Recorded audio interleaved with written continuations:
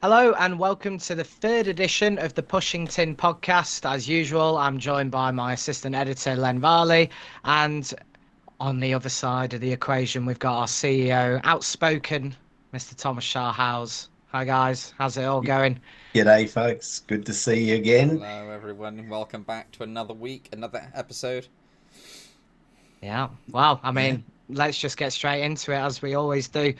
So, the first story is from the FAA, who have issued a safety alert finally for the Boeing 737 rudder issue following NTSB criticism. Len, I will give this to you to give the full lowdown.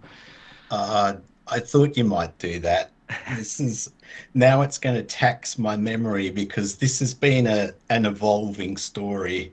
And you'll remember last week I said there was a lot of moving parts to this story, which gave Tom an opening to point out that it's the lack of moving parts that is the problem. So, with that in mind, let's just do a quick recap from last week. I'll try and condense it to 25 words or less. This is the rudder actuator problem with the Boeing 737. It affected the 737 NG and the 737 MAX variants. The problem originated from initially a United Airlines incident with a stuck rudder system, rudder pedals.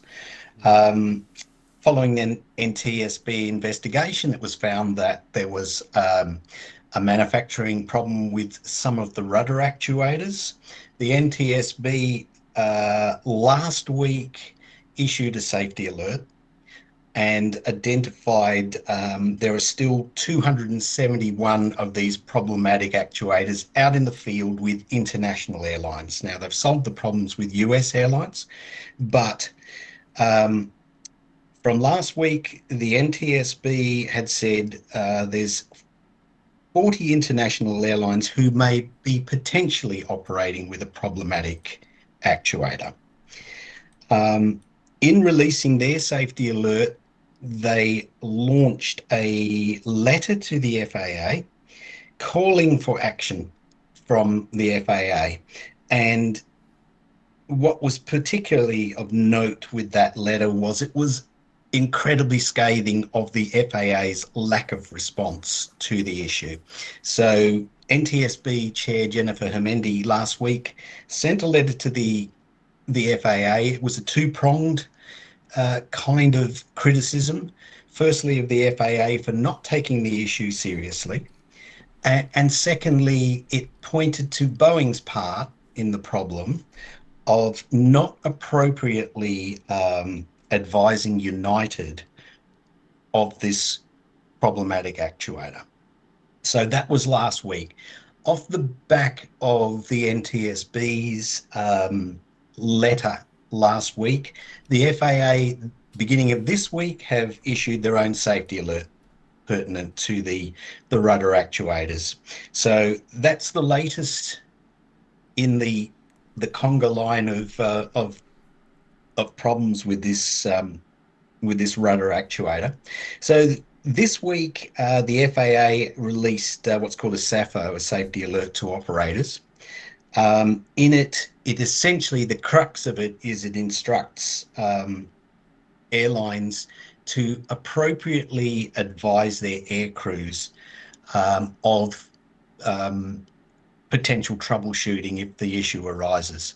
And that was one of the things that was missing with the whole thing in the first place, that the air crews are at the end of this chain and not being appropriately advised of what corrective action that has to be initiated if this comes up. The United Airlines issue, I think I was talking to James just before we went live, and I'll go back to you, James, but as you said, I think United were very lucky with that issue that they had pilots thinking quickly on the spot. Yeah, no, for sure. And I think, it was probably just as well that they were dead center on that runway because I think, you know, if if there are any deviations, and Tom, you can add to this as well. If there are any deviations that required rudder input, I think that incident would have been a far different story. That's for sure.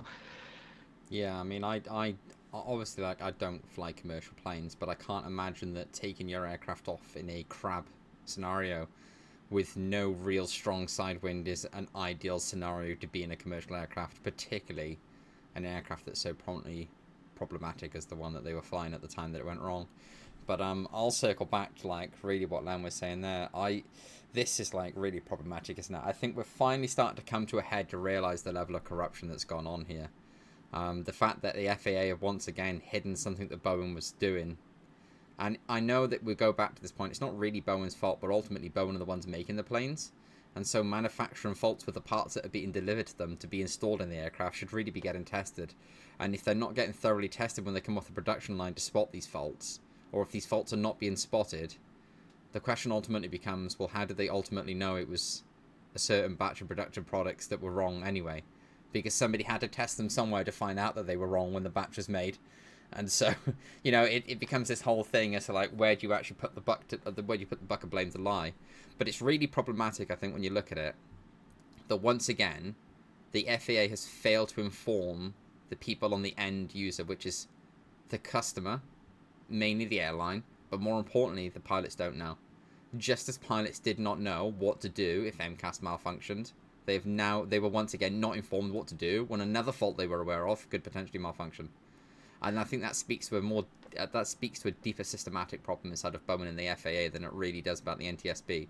Clearly the NTSB are more on it, and I'd imagine their scathing report and that scathing email that they've sort of sent to the FAA really sort of highlights how important it is for the government bodies like the NTSB and for the government to really get Boeing back on track.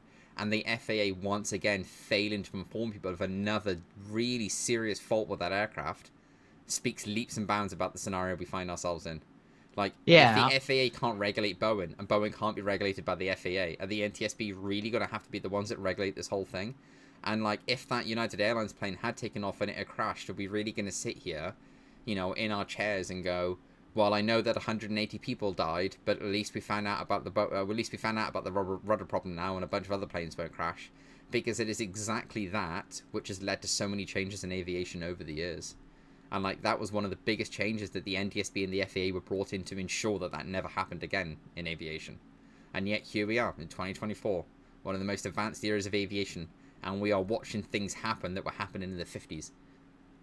Yeah, no, for sure. And I think, another thing that me and Len were talking about before we started this recording was, I think, a new element of, the sort of the way the NTSBs run, the way the FAAs run, is going to take a different twist as of next month, because obviously we've got the US election coming up.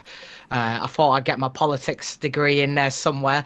I think, obviously, from what we've seen, if Donald Trump, for example, will probably want to push for more deregulation, but arguably that's what got Boeing into this mess 6 years ago.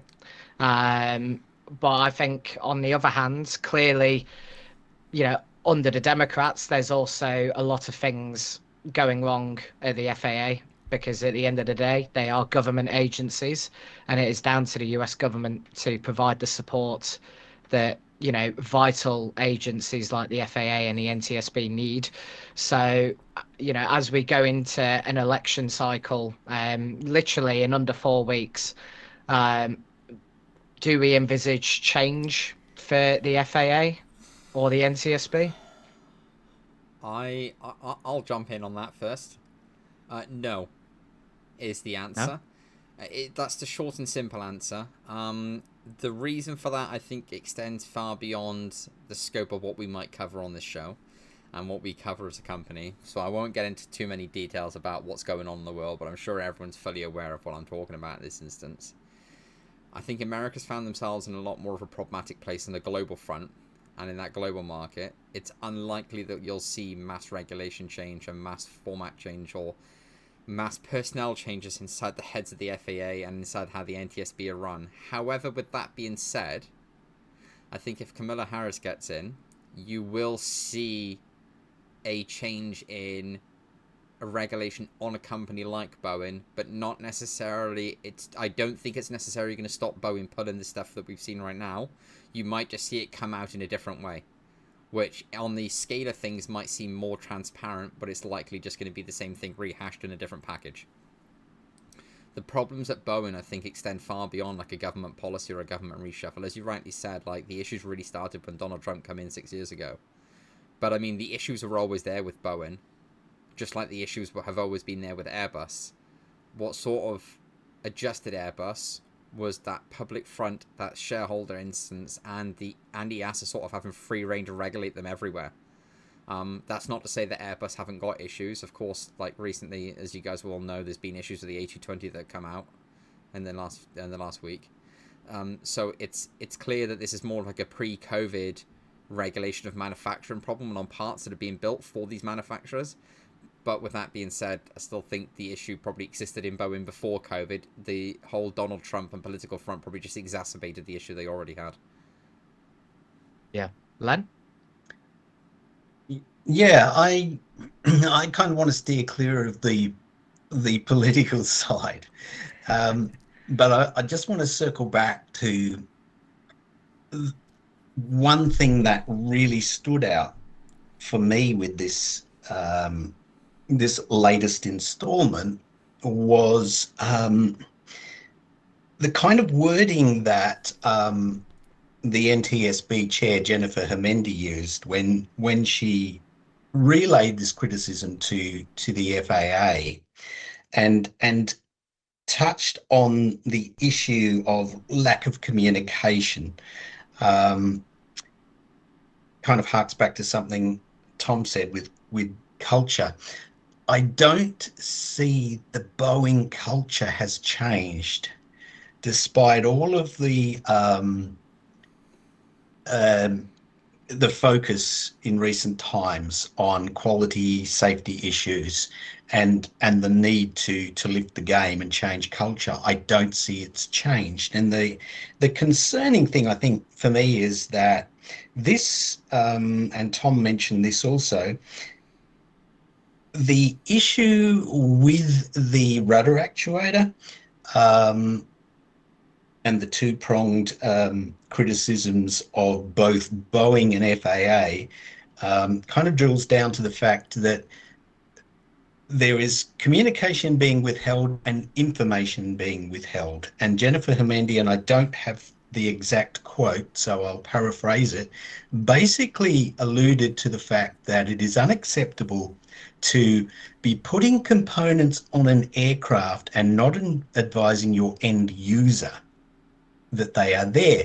And if you read between the lines, this throws right back to the MCAS issue. So here again, we have the same scenario starting to develop. In it, perhaps on a smaller scale, albeit, but with the rudder actuator, it stems from the same lack of communication, hiding of information. And that, I think, is what concerns me the most. I was saying to James earlier, to me, it's almost like the Swiss cheese model of an accident waiting to happen. You've got these problems with Boeing, problems with the FAA.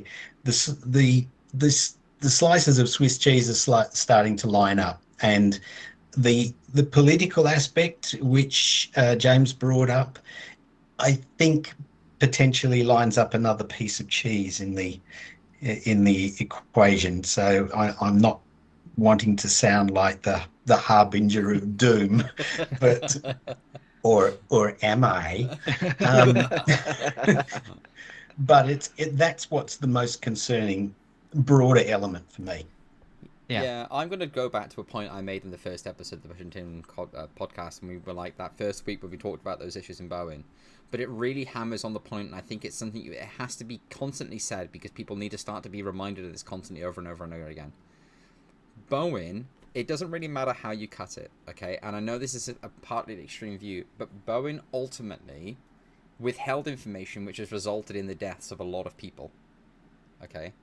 And that's the baseline truth of what we now know to have happened with the MCAS system. Okay? Yeah. On the wake of that, we've not seen accountability held in Boeing. Boeing have changed like 3 or 4 key personnel at the top of their chain.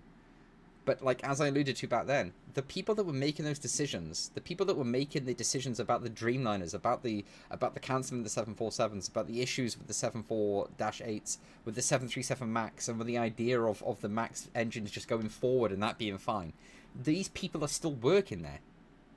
And like it's a really bizarre scenario that in 2024 we're actually living in a world where we're talking about Boeing, right? Not only withholding information that could potentially kill people or cause a plane to crash, but the FAA is somehow complicit in this as well. Right? And then to make it even worse, you're watching whistleblowers come out, and we've all seen the stories, and I'm not going to turn this into a conspiracy podcast because like we don't really know what's going on. That's not like our prerogative to comment on either. But when you look at the whole thing, nothing about this bodes well for Boeing. Nothing says to you that's a company that's working on a strong, successful future and rebuilding customer confidence. I have never wanted to sit in a Boeing plane less in my entire life. Yeah. Like, that is becoming a real problem. Like, I don't know how long down this road we need to get until airlines just go, you know, Boeing, I'm done. Yeah. Like, I'm not interested. I would rather wait 20 years for Airbus to build their planes than even take one of yours because I can't trust a word out your mouth. Yeah. And the truth is, like, we all sat there and, like, when the Max come back into service after those years of grounding with MCAS, everyone was saying it. It was an industry-wide thing. Have Boeing been giving customers huge discounts on the Max to rebuild orders to make it seem like confidence is there? Because on the face of it seemed like confidence is back in the Max. But on the same hand, I don't know a single airline customer that talks highly about their Max aircraft right now. And they definitely don't promote it across their front pages as a flagship. Wow. So if it is such a dynamically beautiful plane and it is perfect for the envisionment of the future of a fleet, I don't know any airline that's actively promoting those words right now. They all seem to be very hush-hush, and rightly so, because you don't want to be associated with what Boeing and the FAA are getting caught in right now.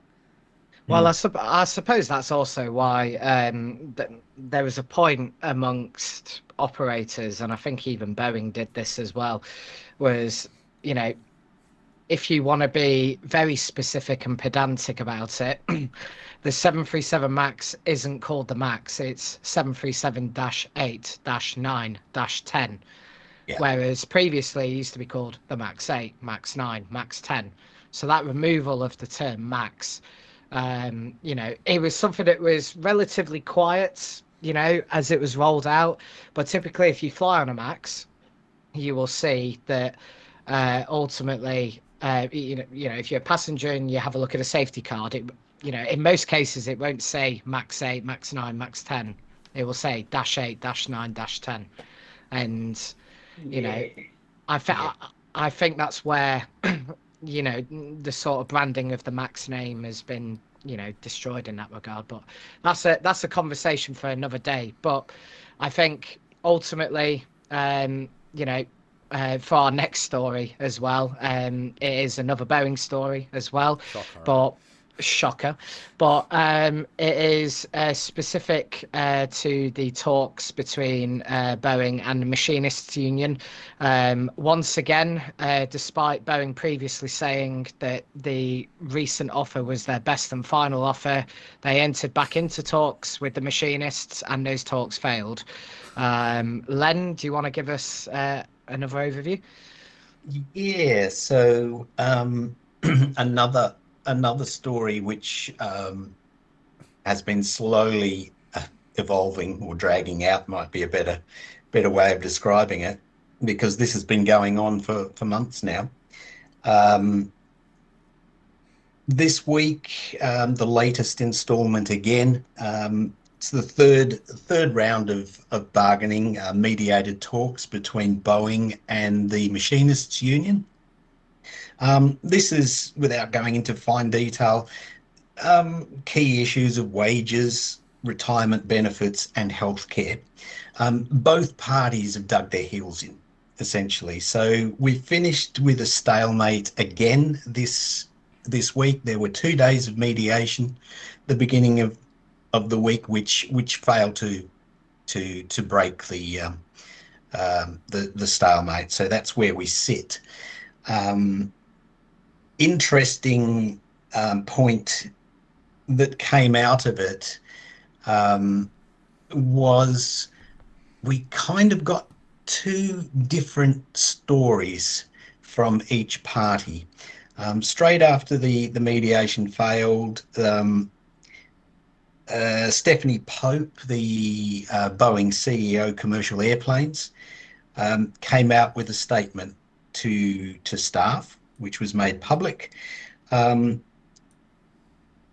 picking cherry picking it. There was a comment that she made and said, "Our team bargained in good faith and made new and improved proposals, including an increase in take-home pay and retirement." That was Boeing's take on the mediation. At the same time, the Machinists Union came out with a statement, and notably, they said, quote, they, Boeing, refused to propose any wage increases, vacation and sick leave, accrual, etc. So the thing that immediately strikes me is it's almost like the he said, she said divorce scenario. Um, Boeing said, well, we went to the table and we put another offer, improved proposals, and they didn't want to take it. The union said they refused to propose any wage increases. So I'll throw it to you guys for thoughts. Well, What's the truth of it? Where do we stand? I mean, it goes back to that first point, doesn't it? Like, we already know that Boeing have sort of withheld things in recent past. Like, is this more of a try to save face, try and make the union seem like they're the issue? I mean, I can't sit here and openly say, I mean, we're not part of those talks. We don't really know who's telling the truth and who's lying. Yeah. But like, what we can all agree on is whatever angle they're coming from, the union's coming from an angle of wanting the best outcome for their members, and Boeing is wanting the angle of the best outcome for themselves that's going to stem their financial issues that they're suffering from issues with their aircraft. Yeah. So maybe that's where the differential problems actually lie. I'm sure that in an aspect, like, there is this old saying that both things can be true and both things can be lies at exactly the same time. So it's possibly completely true that Boeing did indeed go in there with good faith and propose good, what they perceive to be fair and reasonable pay increases and take-home pay, and sick pay and all these things and 401k contributions. But the unions might feel that that's well below the mark of what the machinists deserve. And so in that instance, both are telling the truth, but both are not exactly being truthful in their statements at the same time, which is kind of why I say both things can be true and wrong, and both things can be lies at exactly the same time, that they're all independent of each other. But I think it leaves Boeing in a really dangerous position, because we're now staring down a repeat of their 2008 strike, which they definitely do not want to repeat of if they can help it. And it goes back to that real old adage saying, I don't remember if anyone remembers the sign they put outside Seattle, look, on the last one that leaves, please turn off the lights. You're kind of looking back at that, really, aren't you? It's obviously heading that way. I know there was like a number of other reasons why people left Seattle at the time as well, but yeah, it's a really dynamic problem, isn't it? Boeing are really up against it right now. It's, you know, that's when it rains, it pours. I mean, Boeing are really just they're just getting bashed right now. In a way, you almost feel sorry for them, because they can't do right from wrong. Like, even if they, like, the thing is even if they offer one of the best offers that a company's ever offered this union, the union has all the playing cards, because they're going to be like, well, your customers don't think you're right, or your customers don't think you're fair, so why should we accept such an unfair offer? Like, Boeing have no real leg to stand on. They've got it wrong with their airline customers, they've got it wrong with their employees, they're getting it wrong with their production managers, they're getting it wrong with their suppliers. Ultimately, it's just, you question just, where does this end? You know, at what point does this all end? Like, how do Boeing even recover from this? I just don't even know. But yeah, I don't really have much of like a, per se, opinion either way on the statements that were made by Stephanie Pope or by the Unionist Party. But yeah, my thing is, if I was Boeing, particularly if I'd just been appointed as CEO, and if I was Brian West right now as well, the chief financial executive, I would be having sleepless nights thinking, how do I avoid a repeat of 2008? Because this company will not survive that. because that is Wow. ultimately Yeah. what's staring down. I mean, like, let's be really real right now for a second. Boeing are not in the financial strength they were 2007 to withstand 2008's walkout. They are not going to survive a walkout like this much longer if this continues. There's 3 production facilities, if I remember correctly from when we first talked about it, that are currently reduced or closed as part of this walkout. I mean, how long till customers start complaining as well and want their money back and just go elsewhere? Well, I think I think that particular topic of conversation is beginning to start. And I think, you know, even away from the sort of machinist strikes, some airlines have been pretty vocal already about delivery delays, regardless. Because Tom, I'm not sure whether you remember on the first day of the Farnborough Air Show, Fly Dubai, put out a press release saying, well, yeah, we're not getting any more Maxes this year because of delays, so we're going to have to cut back on, route launches, frequencies, that sort of thing. So I think if anything, it's going to exacerbate the problem, even further. And as you rightly say, this is putting Boeing against the wall at the moment.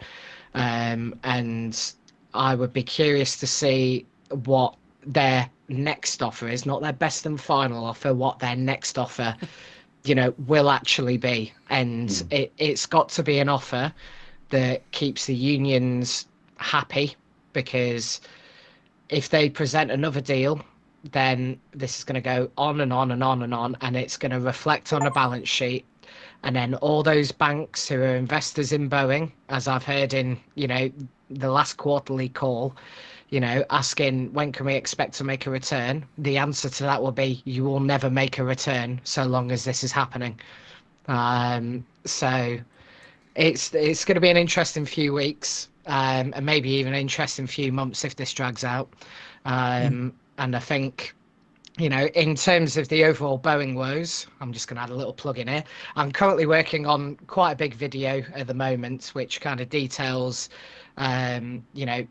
the sort of corporate downfall that Boeing has been subjected to in the wake of the Max crashes, and then obviously the Alaska door plug blowout as well. So that will be released in the next few days on the AviationSource YouTube channel. So keep an eye out for that. Yeah, from Dutch roll to no flow, really, isn't it, for Boeing? Wow. But yeah, sorry, that was a cheap bad joke. I apologise. That was low hanging fruit for everyone on the table. I was just thinking as you were talking then, James, that just something sort of struck me.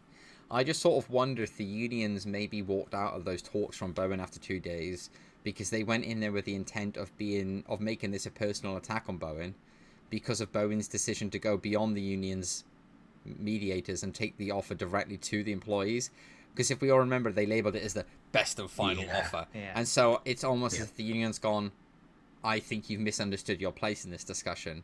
We're in charge of these union workers, not you. These machinists are our members and we represent them, and you do not go around us to speak to them. So any offer they might have originally brought to Boeing might have actually increased now because they sort of feel like Boeing insulted them.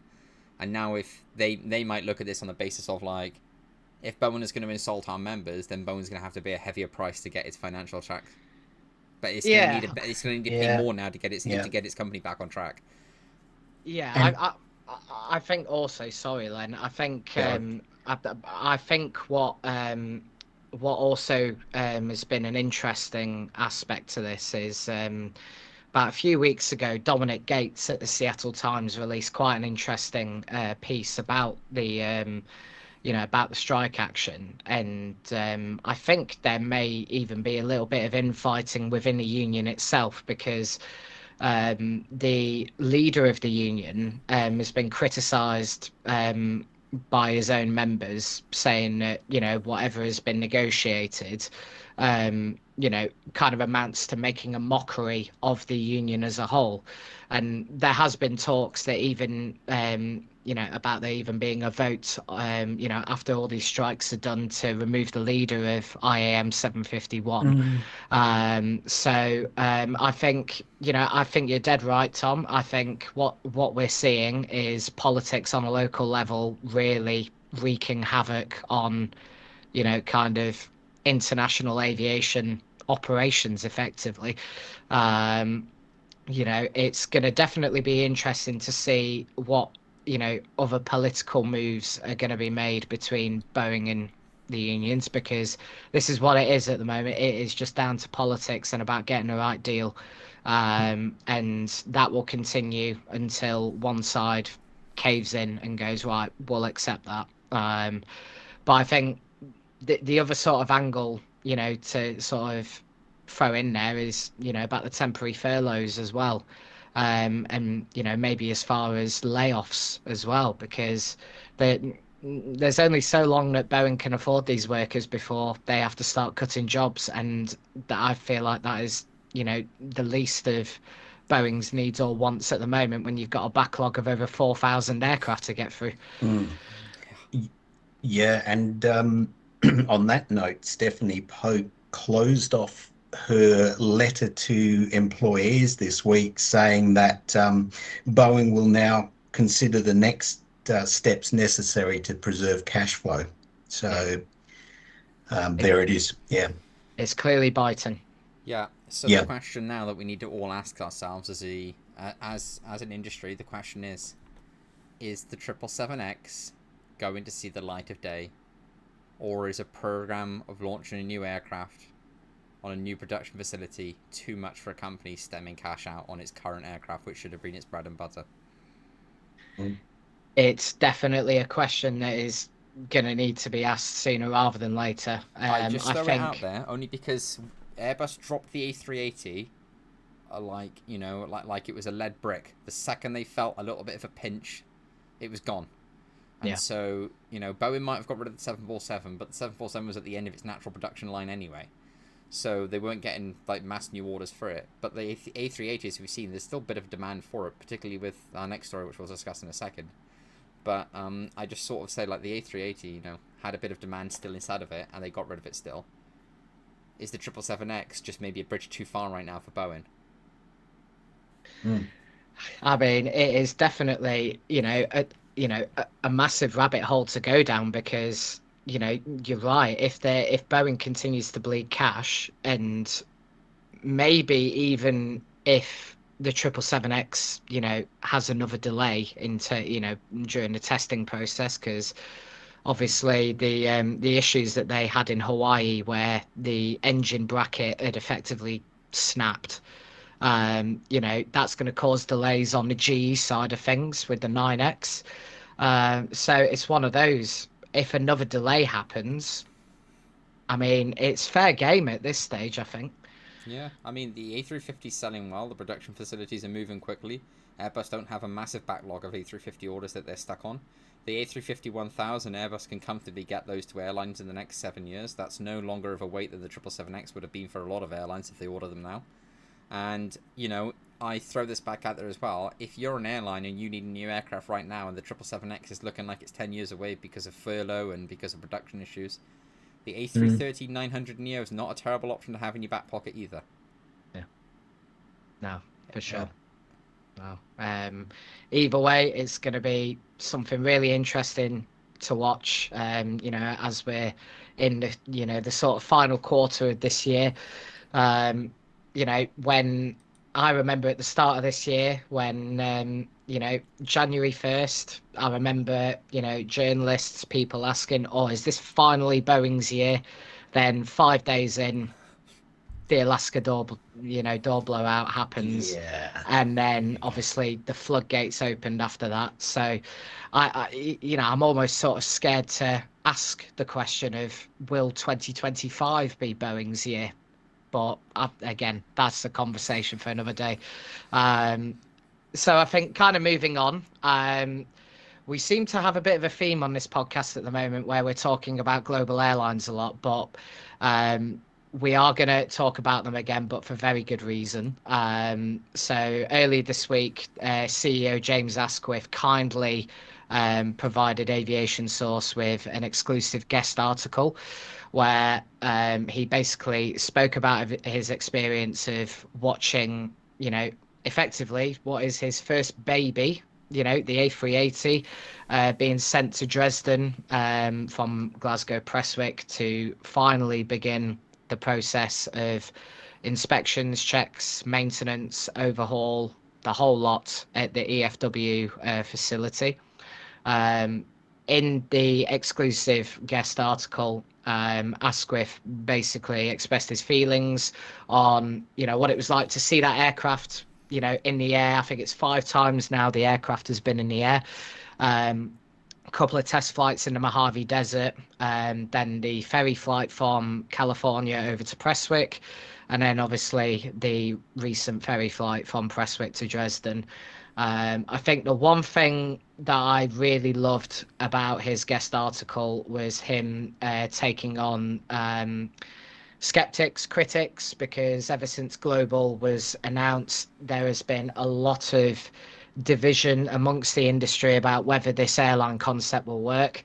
And I think, even as I've mentioned in previous episodes of this podcast, that I was at first a skeptic, but I think once you see the work ethic of what James Asquith has achieved so far with his team, it has been nothing short of extraordinary. The A380 is a very complex aircraft to bring back to life.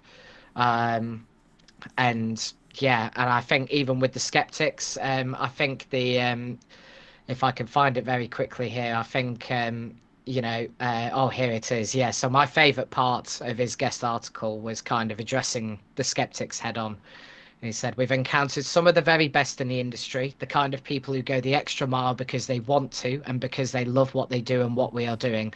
We've also met some of the worst in the industry, but there will come a time to talk more about that. It is not for now. So I think, Asquith has, pretty much hit it on the head that, a lot of the criticism has, I would probably argue has been sort of unfounded. And I think even over the course of this year, Asquith has tried his best to kind of show how the airline is being funded, through introducing, all these different investors and things like that. And I think now to finally see Nine Hotel Global in Dresden getting the work that it, desperately needs, and to get the airline commercially ready for the 2025 launch has been pretty cool to see. Yeah, I never thought I'd do this in my life, but I'm actually somewhat going to defend some people. Okay. And I know, just take a seat if you will, gentlemen, because this is a rare moment of history. It is 5:36 on the 11th of October 2024. This is when it happened. I think the criticism of Global from some people is completely unfair, as James alluded to there. Some people are just unnecessarily bashing it because they simply just don't like the A380 as an aircraft choice, not because the concept of the airline of itself is like not good in their eyes, something like that. I think what people were really what really disillusioned people at the start when this airline really announced itself was they didn't do what a lot of airlines in the past had done to announce themselves, but equally that was what attracted me to them. The fact that they went about it a completely different way and took all those press to London to announce it. It was a very different format to how we'd normally heard about airlines launching.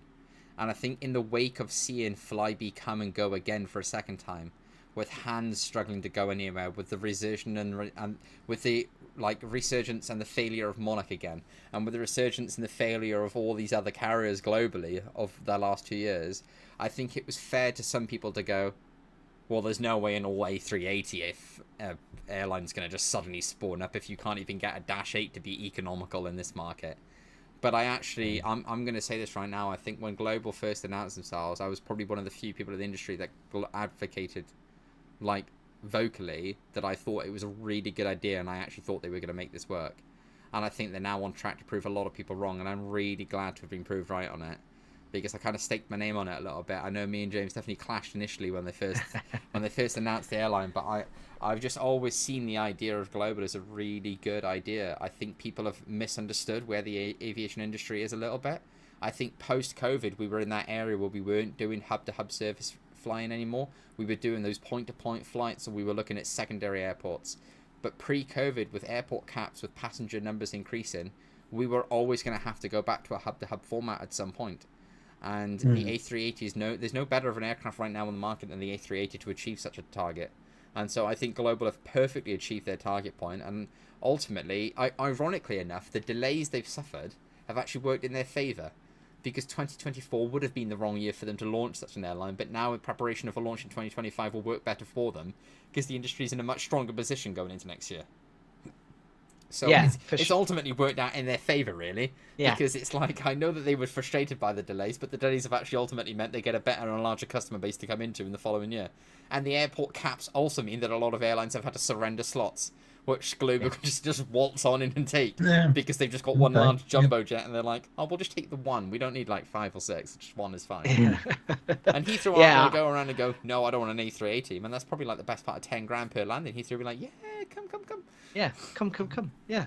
But like, I think, you know, as Tom's mentioned there, I was a skeptic, but again, seeing the journey where they've come, it's, and I think also, as Asquith kind of details in this guest piece, the amount of stakeholders he had to work with, to get the A380 in the air or into a functioning state. So, for example, he lists Prestwick Airport, Storm Aviation, BCA, Highfly, Airbus, Rolls-Royce, obviously the operators of, the airport in the Mojave Desert, Ground Ops, Montreal, air traffic control, decal companies, caterers, flight planners, the lot. And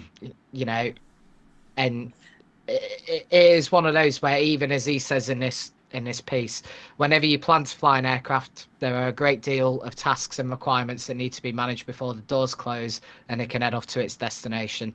And I think that kind of reflects the overall position of Global at the moment, is that they are, although they've set a target date, they're, from my impression from speaking to Asquith, is very much, right, we'll aim for this target. If it doesn't work, doesn't matter, we will delay. So I think it's very much going to be, the airline will launch when it's ready, and when they launch, it will probably be the smoothest launch that the airline industry has seen in a long time. Yeah. Yeah, I haven't been as close to the Global story as what you guys have been, but my impressions, the things that sort of stand out for me, I'll jump back and say I was a skeptic from the inception. However, what I see with Global as more as an outside observer is two things. Firstly, and I think I said this in the first podcast, James Asquith has drawn around him some major heavy hitters with his key personnel. So he means business in that regard, and he certainly has, in terms of the human resources, a massive backlog of expertise behind his operation. That's one point. The man himself, James Asquith, it kind of resonates with me, because my sense of Asquith is he dreams big. And I kind of think, and maybe it sounds a little pie in the sky, but in the aviation game, as I've learned, you've got to kind of have a blend of both. You've got to be a dreamer, but you've got to be grounded in reality and get the technical expertise and business acumen behind you. And that's what I kind of broadly see with Global Airlines, with their recipe. And I think that's a recipe for success. If something's going to make it, it's going to be that kind of blend. Yeah, I think I think I also mentioned this in previous podcasts as well, is that, as you quite rightly say, Len, even Asquith said this to me, where to succeed in, the airline industry, the aviation industry, there is always a level of delusion there. And it's always that level of high delusion where it ends up being successful. So you almost have to, be incredibly crazy to do something like this. But again, that blend of craziness to, like what you said, being very grounded. And Yeah. I think Asquith has got that mix settled pretty well there. Yeah, and Mm. I can perfectly sum up the idea of why you need delusion to be a successful airline, and I can perfectly sum it up with one example. Emirates Airlines were expanding and growing, right? And they needed new planes. They could have put a huge order in with Boeing for the 747, a tried and tested plane, but they risked it all on the A380. And look at the airline now. You wouldn't dare look at Emirates and call them a small airline or say they got that core wrong. Mm. And so I think it was really unfair for people to turn to James Athwood and go, the A380? Oh, why aren't you just getting like a 777X or a 777? Well, for the same reason that Emirates didn't get a 777X or a 777, they bought the 747. Sorry, they bought the A380. Like, when you've got a market idea and you've got to dream big, it's like Len said, you've got to dream big, but he had reality around him. He knew it was going to be a challenge. There was nothing short about the task they were undertaking. I mean, it took Emirates, what are we, 4 years now post-COVID, and Emirates is still trying to get their A380s airworthy again because of the wing spar cracking. Yeah. So for an aircraft that's sat in the Mojave Desert now for the last 6 years, it's not going to be a small task to get that thing airworthy again.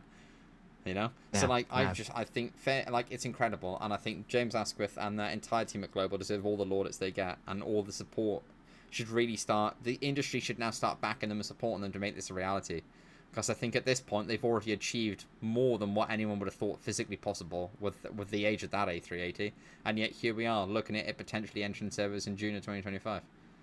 Yeah, and I think particularly in the UK, where arguably starting up even starting up a business in the UK is difficult enough, but to start up a brand new airline with a super jumbo, that is even harder. And look how far they've come. It's been incredible. And you've got to remember as well, and like I know a lot of our watchers might be from America or you might be from Europe and stuff like that, so you might think, well, the UK's always been well known for launching business and stuff like that, and that is generally speaking true. From a general business perspective, the UK is a really good company to launch your company in. But what you've got to understand about the UK if you don't live here is our airspace is incredibly complex, and it's some of the most complex and densely populated in the entire planet. To just suddenly bring an additional A380 into that dynamic is not simple. To get the CAA to approve all of that, to get that concept done, I know to everyone it just seems like, well, it's no different to Emirates operating another A380 on a daily service or Etihad bringing their A380. But it is, because it's now no longer 5 A380s, it becomes like almost 10 A380s in a 5-hour block for Heathrow to handle. And they require large breaks between takeoff and landing before an aircraft can come behind them because of their weight turbulence. Aircraft like that are more complex than people give them credit for. Yeah. Yeah. No, they definitely are. So, Global, good luck. Keep up the good work. It's brilliant to see. We would really appreciate any access or invitation to come and be on the first flight. James has often said he loves economy, so if you're running an economy tri-class format, he would love to be the one that tries that out.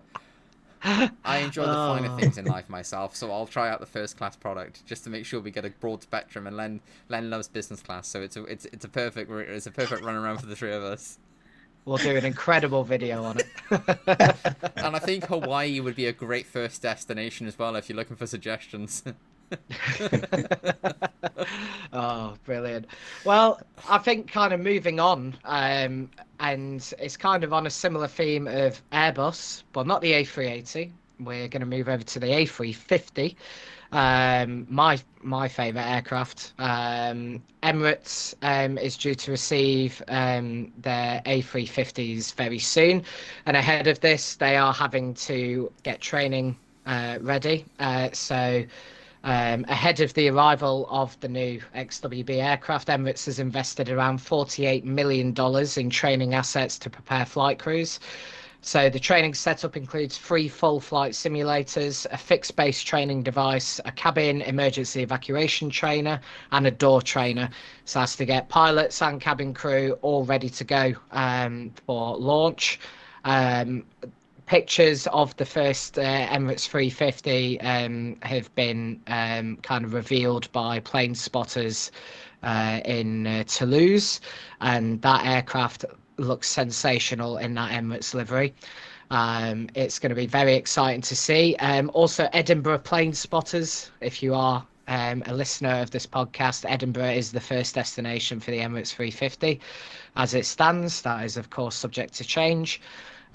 So be sure to get yourself down to Edinburgh Airport for, to see the Emirates A350. Now, Tom, as you are a massive fan of flying on Emirates, and you also love the A350 as well, what are your thoughts? I'm excited. I'm really excited to see this aircraft join the Emirates fleet. I was excited when they announced it. I was a little bit shocked, but on the same hand, I wasn't shocked. I wasn't shocked to see them go away from the 777X and order some A350s, because the A350 is such a good aircraft. I know that we've had issues with like Qatar and the heat sinking problems, but now they've sort of found their way through that, and they've got through the teething issues. I'm actually going to make a really bold statement here, but I actually think the A350 will be looked back on one day as the new 747. Okay. I think it's one of the most versatile aircraft ever built. It is definitely one of the most comfortable aircraft I've ever flown on in my life. It doesn't matter the carrier. I've never had a bad experience on an A350. They are incredibly powerful aircraft. They are super fuel efficient. They have incredible carrying capacity. Like, overall, that is like, it's almost the pinnacle of modern day aviation engineering, really, the A350, isn't it? Like, the 1000s are impressive, the 900s are impressive. Personally, I'm just like super stoked to see Emirates there. I'm really happy to find out that Emirates, when I was happy to find out that Emirates wait for the A350. I can't wait to fly on it. I can't wait to experience it. I presume they're not going to run a 4-class cabin configuration on it. So I'm really excited to see what they're going to do. They might do what they've done with their 777s and run a tri-class, which will be the business, premium, and economy layouts. But all the same, I'm just really excited to see what it looks like. I'm really excited to see what they do with the cabin. You know, will they go with a similar idea that they went for on the A380, where they have like a mini bar area on the top deck? Will they sort of incorporate that in a business client style cabin at the front galley in the A350? Because the A350's front galley is so big. Are they going to like sort of simulate something around there? I don't really know, but I'm excited for it. I can't wait to see it. I can't wait to fly on it. I will definitely be... If Emirates don't invite me, I will be heartbroken. But fear not, I will be there come rain or shine when that plane touches down. If you hadn't gathered, he's very excited. Stefan, if you're listening, you are the best person I've ever met in my life, and I love you dearly. Please invite me to the delivery of the A350. So, Stefan Shafra for Airbus, you know what to do. Make my dreams come true. Oh, grief. Jeez, you have geeks. It's interesting listening to you, because my interest kind of more stems from with the flight training aspect, sort of hailing from albeit general aviation and supplemental airlines aircrew and training. I don't think people realise with commissioning these aircraft, the massive undertaking to train up your air crews, or your flight crews and cabin crews. So as I think, James, you said, for the A350, they've got in collusion with CAE, the training organisation, 3 full flight simulators for the A350 to support pilot training. There's a fixed base training device, and then for cabin crews, they've got the cabin emergency evac trainer and the door trainer. So there's a lot in terms of the logistics for training up the operational crews for the aircraft. There's Emirates have got a training facility opening up later this year. And this will be to support both the A350 and the 777X. So that I don't know what the date is. Caught me on the hop. But later this year, that training facility is supposed to open, if I'm correct, and that's going to have capacity for 6 flight simulator bays for the 2 wide body aircraft. So there's a massive amount, obviously, that has to go into the preparations for flight crew for the aircraft, which is, to me, is the the interest in this kind of story. The A350 is an awesome aircraft, but the logistics with your training is quite massive as well. Yeah, no, for sure. And I think, kind of on what you just said then, Len, so as it stands, of the three full flight simulators, one is ready. The second one Yes. is currently undergoing on-site acceptance. Yeah. The overall EASA approval is expected in November. And in terms of numbers, Emirates has already trained 30 pilots and 820 cabin crew on the Yeah. A350. So there's been some really strong progress from Emirates already on that training. Mm. Yeah. Interesting times ahead in that Yeah, respect. Yeah. indeed there is. And that kind of sums up the sort of general news. And, as per our usual routine, it is time to flag our incident of the week. I added a little bit of a twist to it this week. I got Len to pick this particular story. So, Len, take us through your incident of the week. Yes. So you threw this one out without notice, and off the top of my albeit bald head, the one that stood out for me this week was the an Air France incident, which involved a 777-300ER. It was operating a scheduled service from London, I think, to Dubai, if I'm correct, or was it Paris? Yeah, Paris to Dubai, Paris yes. to Dubai. Sorry, it's been a long week. The key point: Air France has opened a self-investigation into the incident. The the crux of it was the aircraft was transiting Iraqi airspace, or at the time, Yes. southern Iraq. It was operating in a designated air corridor, which is open to all air traffic. But it happened to pass through the corridor. This was on the 1st of October. Um, During the height of a missile attack, there were some 200 missiles launched by Iran against Israel. Um, so the question became, why wasn't there a notification to close the corridor um, when Air France actually transited it? Hmm. Yeah. Yeah, that's a question really to be asked, isn't it? Because I think there was a thing in the news where America had said that they were aware of the Iranian planned strike a week before it took place. So it did seem Yeah. quite bizarre that there was no NOTAC put out so that Mm, those corridors could be closed. yeah. Because that ever since that incident with that Iranian aircraft that unfortunately got shot down, there's been that real emphasis of ensuring that if you're ever flying through an active war zone, or if there's any preset war plans or strikes planned, that all airlines and all operators must be informed within enough advantage notice that all corridors are shut to ensure the safety of passengers and crew. So it does ask a lot of questions. I think it's a little bit it leaves more questions to ask than it does answer in of itself, really, doesn't it? Which is quite worrying when you sort of look at it on that aspect.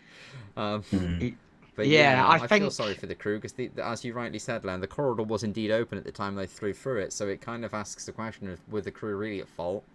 And if the crew didn't know, then is there a communication breakdown between what's going on from the military conflicts that are happening there right now and the commercial aviation industry? mm, Yeah, I think ultimately, when you look at the timings of when this incident took place, so at first, Air France issued a statement basically saying, without waiting for instructions from the Iraqi authorities, Air France decided to suspend all kind of overflights over Iraqi airspace starting at 1700 GMT. Now, that GMT is, an important aspect within that. It transited the Iraqi air corridor around 1645 UTC when the attack began.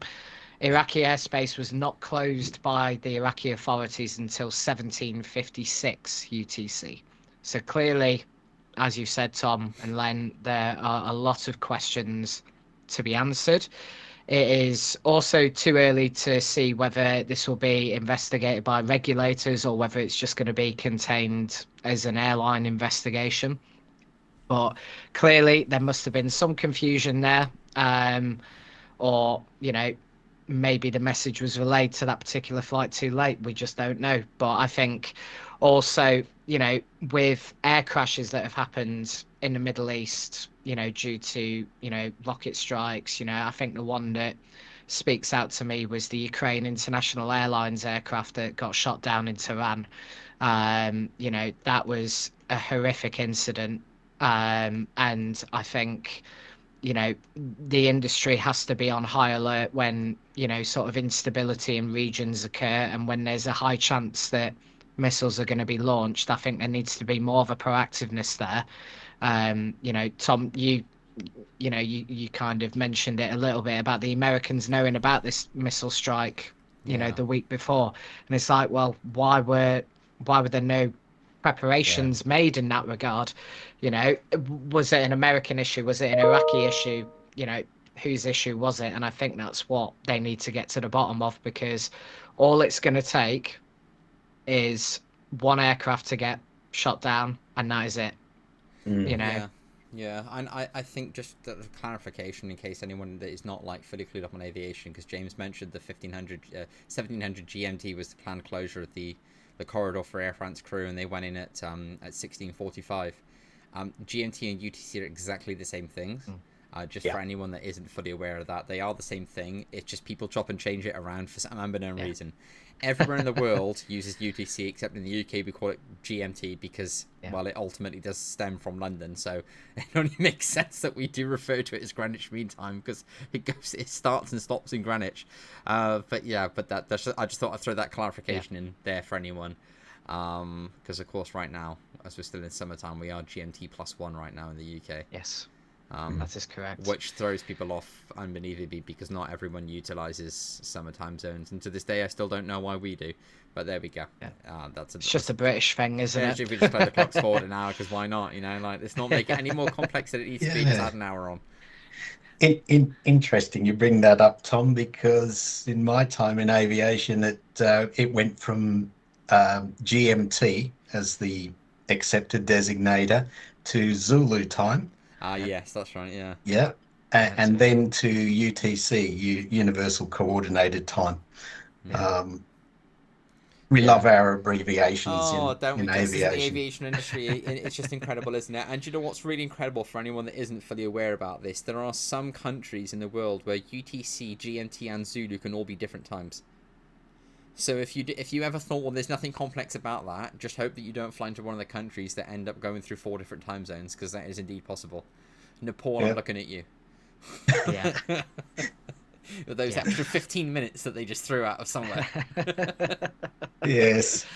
I think some parts of India are like that as well, because it's plus 4.5 hours as well, which always throws me off as well. So, but yes, that has been the Pushing Tim podcast for this week. Yeah, light topic to end on there, really, wasn't it? Yeah, very light. You know what we're like. We started with Ratatouille, and we've ended up with the war in Israel. Yeah. Yes. Well, Ratatouille and an old World War II bomb from last week was rather hard to top. Well, we found a way to do it, didn't we? Yeah. Yeah. We certainly have. I don't want to. I said it last week. I'm going to say it again. I really hope we don't top this next week. I mean, it seems to be a continuing theme, but the industry, it's down to you. Give us that news. But yes, thank you so much for watching this edition of the Pushing Tim podcast. If you did enjoy it, then please consider subscribing. Let us know your thoughts about the topics we've discussed this week. And I will leave any additional closing remarks to Tom. Yeah, thank you. Of course, thank you everyone for tuning in to this podcast this week. Don't forget to go onto our website and check out our eco program. Independent media around the world is dying and is struggling now, and we need your help more than ever. Please go to our website, become a Patreon member, support us, allow us to continue to make this content every single day for you, allow us to continue to support the industry in the way that the work we now do with our partner Disability Aviation. Please check out their website as well. Come onto our website, you can get all of the details about the great work that they are doing, and you can see everything about there on avsn.co.uk/disability-aviation. And please, of course, again, check out our eco program, subscribe. Not only are you helping us and supporting us to be able to make more additional content, you're also contributing to saving the planet, as for every single subscription we get, we will plant 2 trees in your name, and it goes towards making the planet not only greener, but it provides a much stronger base for a longer, healthier planet for future generations to come. So please become an Eco Mega program today. The links are in the description below, and of course please check out our partner Disability Aviation. Brilliant. Well, in that case, we will see you guys next week. Take care. Beautiful. Goodbye, Cheers, everyone. Av Geeks.